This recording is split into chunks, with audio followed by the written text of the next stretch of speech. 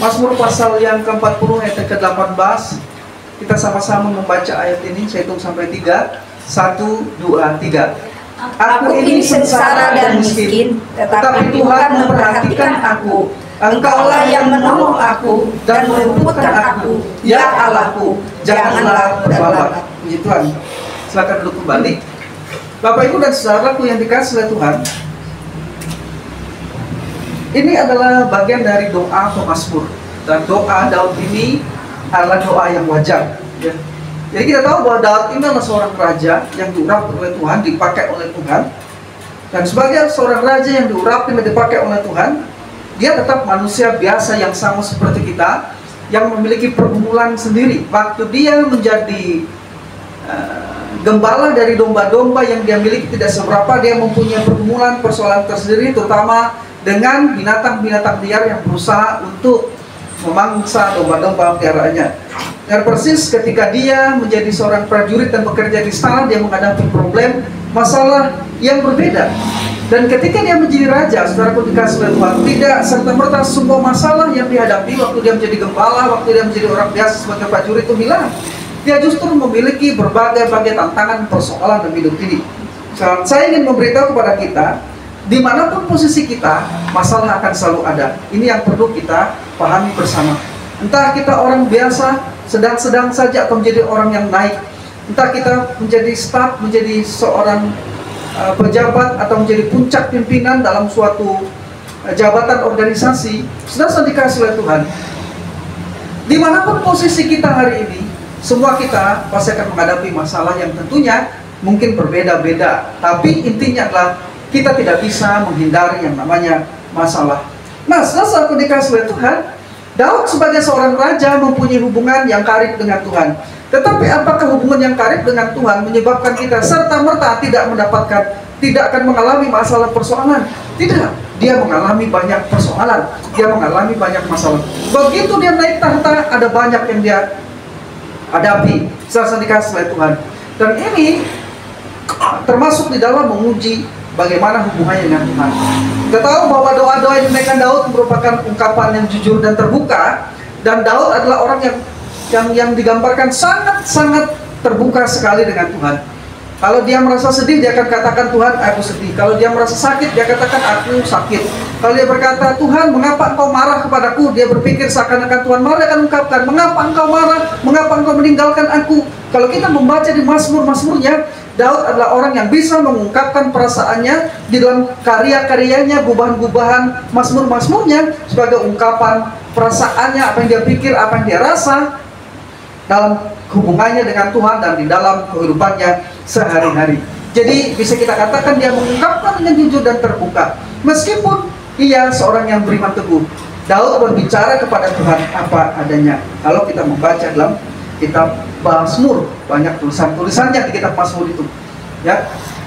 Nah, dan satu ayat yang kita baca tadi, ya, Daud meminta supaya Tuhan menolongnya dengan pesan khusus, jangan terlambat.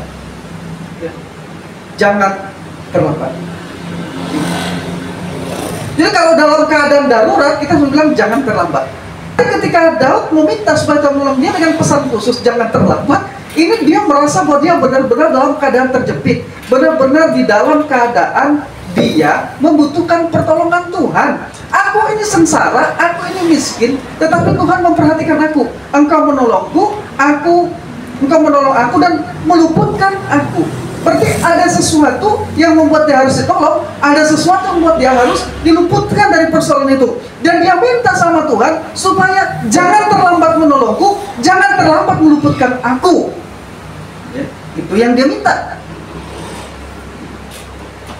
Dan permintaan ini adalah permintaan yang wajar.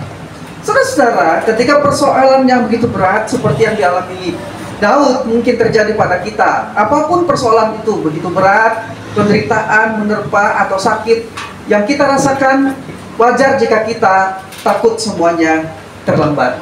Jadi ketika persoalan begitu berat, penderita menerpa kita dan sakit begitu parah, mungkin tidak kita, salah satu dari anggota keluarga kita, wajar jika kita takut, ya.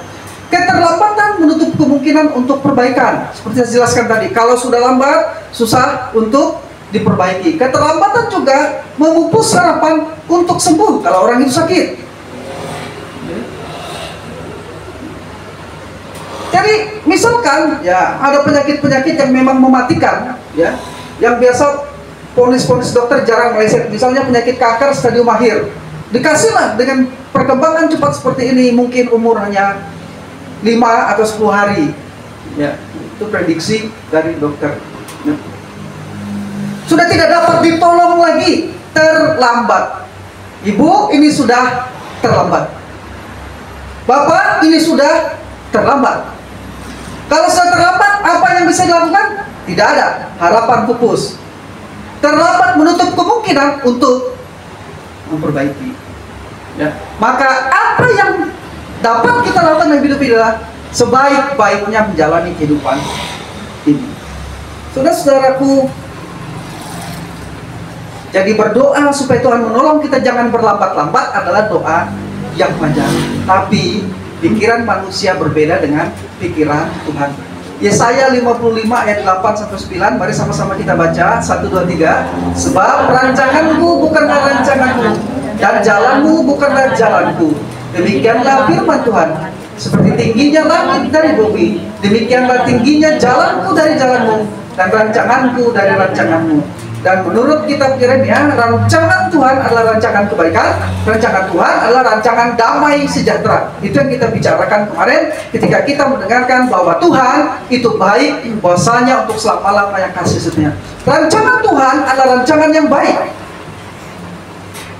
Ya, rencana Tuhan itu rencana yang baik untuk kita. Dan Tuhan berbicara, rancanganku bukan rancanganmu, dan jalanmu bukan jalanku. Seperti tingginya langit dari bumi, demikianlah tingginya jalanku dari jalanmu, dan rancanganku dari rancanganmu. Begitu jauh berbeda rancangan kita dengan rancangan Tuhan, pikiran Tuhan dengan pikiran kita. Karena itu kita harus selalu mengingat bahwa pikiran Tuhan berbeda jauh dari pikiran kita. Sebab itu rancangan dan jalannya seringkali berbeda dari kita. Tuhan tidak harus menolong kita sesuai dengan cara kita. Tuhan tidak harus menolong kita sesuai dengan apa yang kita minta. Ia menolong kita sesuai dengan rencananya, sesuai dengan caranya. Tapi salahkah Daud meminta Tuhan, Tuhan tolong aku, jangan berlambat-lambat. Kalau bisa hari ini aku disembuhkan, kalau bisa hari ini aku ditolong, dilepaskan dari penderitaan. Tapi ingat, jalanku bukan jalanmu, kata Tuhan. Rancanganku bukan rancanganmu. Aku tahu rancanganku yang ada padaku mengenai kamu adalah rancangan damai sejahtera, bukan rancangan kecelakaan. Rancanganku untukmu bukanlah rancangan yang membawa kamu kepada sakit penderitaan. Ingat, minggu kemarin kita bicara, Tuhan itu baik, dan karena Tuhan itu baik, tidak ada yang tidak baik padanya. Karena sifatnya itu adalah baik, maka segala yang tidak baik tidak mungkin berasal dari Tuhan. Segala yang tidak baik itu berasal dari sejahat, dan karena ulah manusia akibat kejatuhan kita manusia.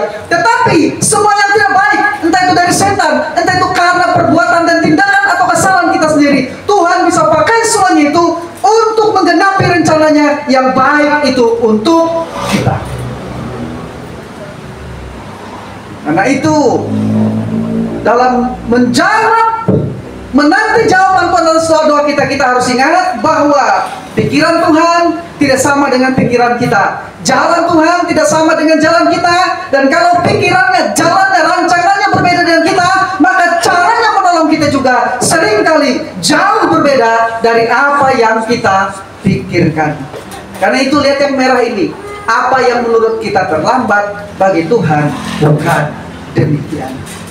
Allah mempunyai agendanya sendiri, dan Ia mempunyai caranya sendiri untuk menolong kita. Dia punya rancangan, hari-hari kita diketahuinya, semua sudah ada di dalam agendanya.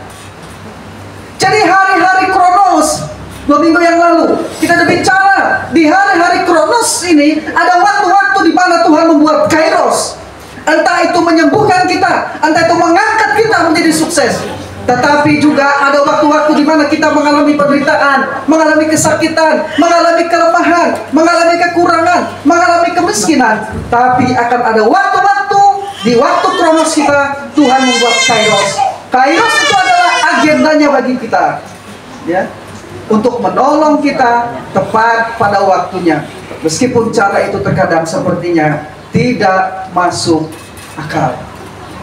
Seringkali pertolongan yang Tuhan nyatakan kepada kita tidak masuk akal kita, ya, karena di luar kemampuan kita untuk memikirkannya.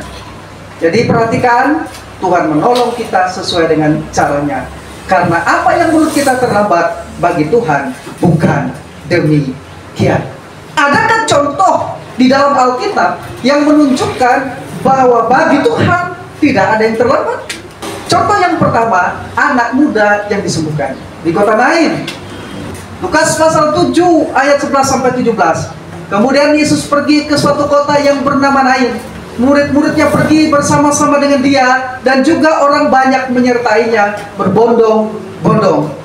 Setelah ia dekat pintu gerbang kota, ada orang mati diusung keluar, anak laki-laki, anak tunggal ibunya yang sudah janda, dan banyak orang dari kota itu menyertai janda itu.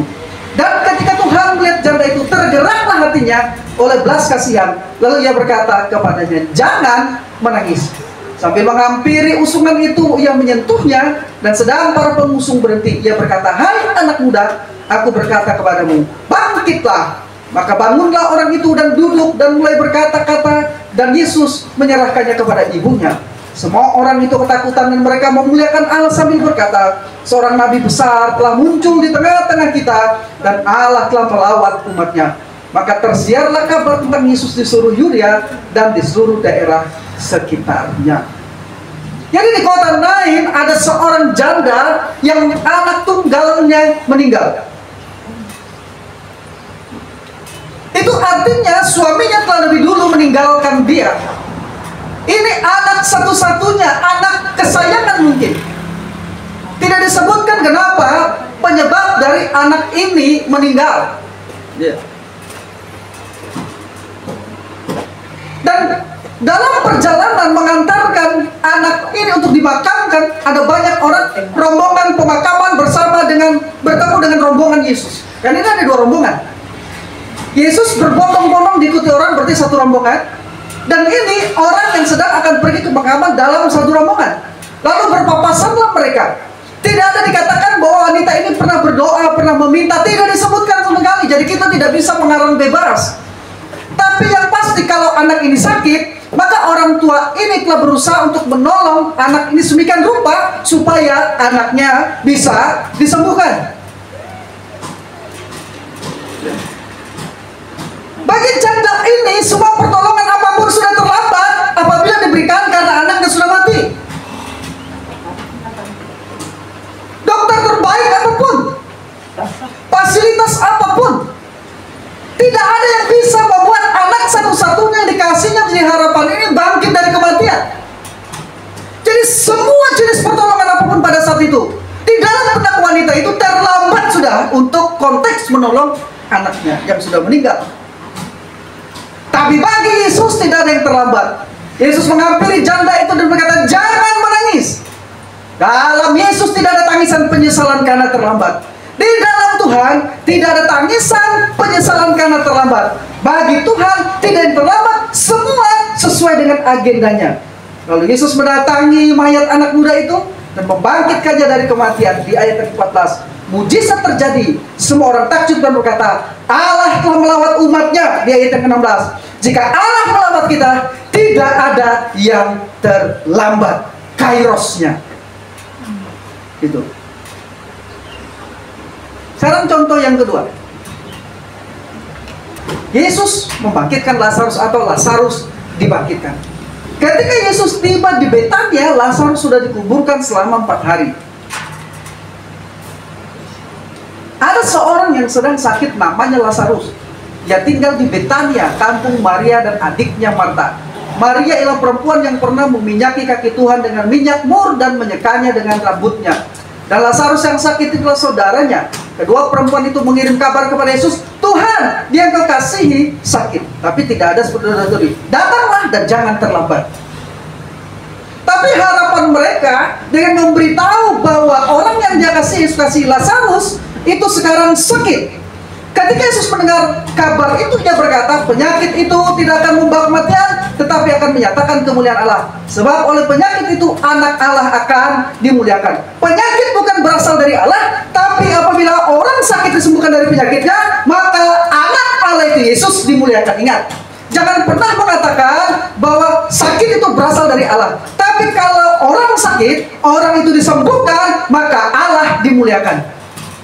Jadi bukan penyakit yang membawa kemuliaan, kesembuhan atas penyakit itulah yang membawa kemuliaan. Mikirnya jangan salah.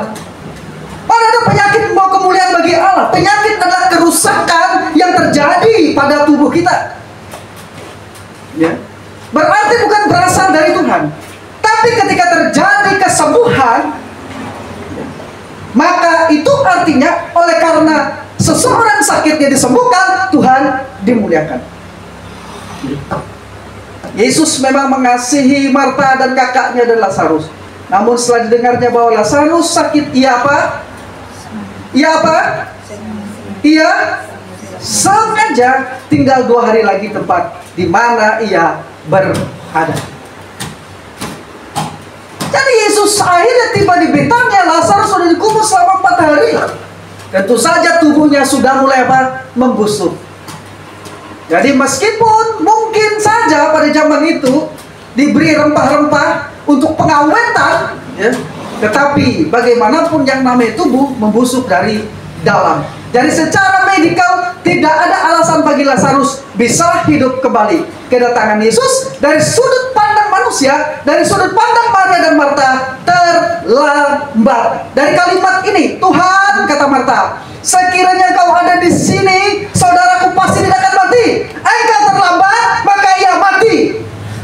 Itu sebenarnya. Hal yang sama dikatakan lagi oleh Maria ketika dia berjumpa dengan Yesus. Tuhan, sekiranya kau ada di sini, saudaraku pasti tidak akan mati. Jadi dia mati karena engkau tidak ada di sini dan engkau tidak menyembuhkannya. Itu. Jadi di balik ungkapan itu, saudaraku dikasih ada satu penyesalan ungkapan karena Tuhan tidak ada di sini waktu saudaraku sakit.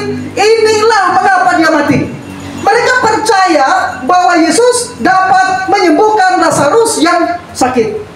Tapi mereka belum percaya bahwa Yesus adalah Tuhan yang tidak pernah terlambat. Kita percaya bahwa Yesus itu penyembuh karena ada ayat Alkitab dan pendeta mengatakan firman Tuhan berbicara itu. Tapi pertanyaannya lah, di dalam situasi-situasi yang sulit itu, pernahkah kita percaya, benar-benar percaya Tuhan, Engkau tidak pernah terlambat? Dan Abraham adalah orang yang paling tahu bagaimana Tuhan tidak pernah terlambat. Ketika persis belati itu akan menikam Ishak, Abraham tetap beriman, Allah menyediakan. Karena dia percaya Allah bukan Allah yang menuntut pengorbanan seorang manusia. Seperti Allah atau ilah, dewa-dewa atau bangsa dari bangsa-bangsa lain. Saudara-saudara pun dikasih oleh Tuhan. Namun yang paling penting, iman tertingginya adalah kalaupun Ishak mati dengan belati ini, aku percaya Allah El Shaddai yang menampakkan diri kepadaku sanggup membangkitkan dia dari kematian. Itu imannya. Karena ini perintahnya, maka aku akan melakukan. Karena Allah telah memperkenalkan dirinya. Akulah El Shaddai, Allah sumber, tetapi juga Allah yang maha menyediakan dan maha mencukupi. Persis tepat pada waktunya, tidak pernah terlambat. Allah menyediakan seekor kambing jantan muda untuk menggantikan Ishak sebagai korban. Jadi Abraham mengerti sebelum peristiwa dia akan menyembelih Ishak itu, dia sudah bicara begini, Allah menyediakan anakku. Dia bicara dengan Ishak, dia juga bicara dengan pelayannya, kami akan kembali, kami akan pergi. Dan kami, dia tidak katakan aku. Kalau dia pesimis, dia bilang kami akan pergi dan aku akan pulang kembali. Karena Ishak sudah dikorbankan.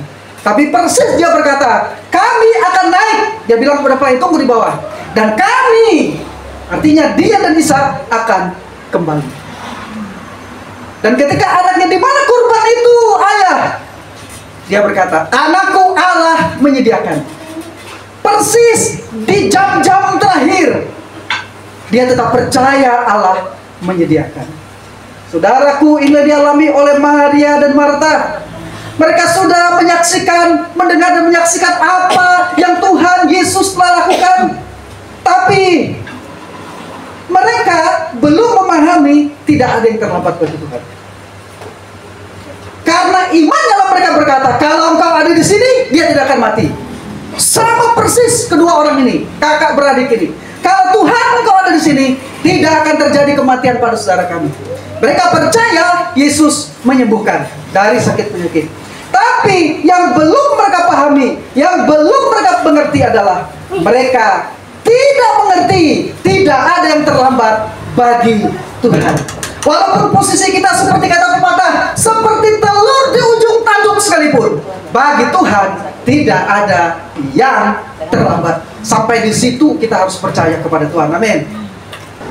Namun setelah didengarnya bahwa Lazarus sakit, ia sengaja tinggal 2 hari lagi. Karena agenda Tuhan tidak sama dengan agenda Maria dan Marta.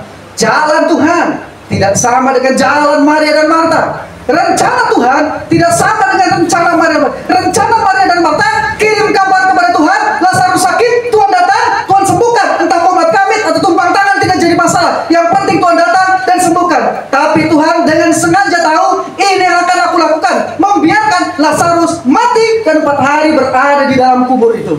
Sengaja. Ya, perhatikan bagaimana Yesus menghidupkan Lazarus pada waktu yang tepat, kairos atau waktu Tuhan. Yesus sengaja menunda menyembuhkan Lazarus sehingga sakit parah sampai meninggal. Maria, Marta memikirkan Yesus terlambat menolong Lazarus. Tapi bagi Yesus, ingat di depan tadi, poin pentingnya tidak ada kata terlambat. Bagi Maria dan Marta terlambat, bagi Tuhan tidak ada yang terlambat. 4 hari di dalam kubur, ya, bagi manusia itu sudah terlambat untuk ditolong dari dan sudah tidak ada harapan lagi. Justru mujizat kebangkitan Lazarus terjadi. Ada banyak contoh-contoh di dalam Alkitab bahwa Tuhan tidak pernah terlambat, selalu tepat waktu. Wanita pendaran itu 12 tahun baru disembuhkan oleh Tuhan pada waktu yang tepat. Saudaraku dikasihi oleh Tuhan, Naaman disembuhkan pada waktu yang tepat. Semua tepat. Itu sebabnya Yesus dapat menubuatkan kematian dan kebangkitannya secara akurat, karena Dia Allah yang akurat, selalu tepat. Yesus menubuatkan tentang kematiannya. Imam kepala dan ahli Taurat akan menyesatkan aku, menangkap aku, akan menyesatkan aku, lalu mereka akan menyalibkan aku, dan aku akan dikuburkan pada hari ketiga. Anak manusia akan dibangkitkan dari antara orang mati. Dia secara akurat menubuatkan tentang dirinya, karena dia adalah Tuhan yang akurat, yang tidak pernah terlambat. 100% dia tepat. Maka ketika Yesus tiba, didapatinya Lazarus setelah 4 hari terbaring di dalam kubur. Betania terletak dekat Yerusalem, kira-kira 2 mil jauhnya. Tidak jauh, saudara-saudara. Jarak perjalanannya dekat 2 mil itu, tidak sampai 2 kilo. Tapi kenapa Tuhan tidak bisa membagi waktu untuk datang, untuk orang dikasihi? Karena itu bukan agenda Tuhan. Ya, bukan agenda Dia untuk menyembuhkan Lazarus. Agenda Dia adalah untuk membangkitkan Lazarus. Itu agenda Tuhan, itu rencananya, itu rancangannya. Tetapi sekarang pun aku tahu bahwa Allah akan memberikan kepadamu segala sesuatu yang kau minta kepadanya. Maka kata Yesus pada Marta, saudaramu akan bangkit. Tetap agenda Tuhan tetap sama. Kepada muridnya, kepada Marta dia katakan juga sama kepada Maria. Percaya, dia akan bangkit. Karena itu rencananya, agendanya bukan menyembuhkan Lazarus, agendanya sudah ditetapkannya untuk membangkitkan Lazarus. Sebab itu kata-katanya konsisten. Baik kepada muridnya dia berkata, Lazarus sekarang tidur, aku akan membangunkan dia. Padahal dia sudah mati. Makanya muridnya kalau dia tidur, Tuhan, dia masih bangun diri. Baru Yesus terus terang, dia sudah mati. Dipikir Tuhan tidak tahu Lazarus mati. Sudah, Tuhan sudah tahu sebelum Lazarus mati, Tuhan sudah tahu. Tapi agendanya bukan menyembuhkan, tapi apa? Membangkitkan. Itu agendanya. Maka kepada orang yang sakit, saya selalu mengatakan, bertahan sampai akhir. Kalau oleh karena sakit ini kau mati, berarti kau menang atas sakit penyakit, karena kau tetap beriman sampai akhir. Atau kalau Tuhan izinkan di tengah-tengah engkau mati sekalipun, kalau Tuhan katakan bangkit belum waktunya, saudaraku dikasih engkau akan bangkit. Kata Yesus, angkat batu itu. Mata saudara orang yang meninggal berkata, Tuhan, ia sudah berbau, sebab sudah 4 hari ia mati. Marta, saudara selalu percaya Tuhan dapat menyembuhkan, tapi dia belum percaya bahwa bagi Tuhan tidak ada yang terlambat.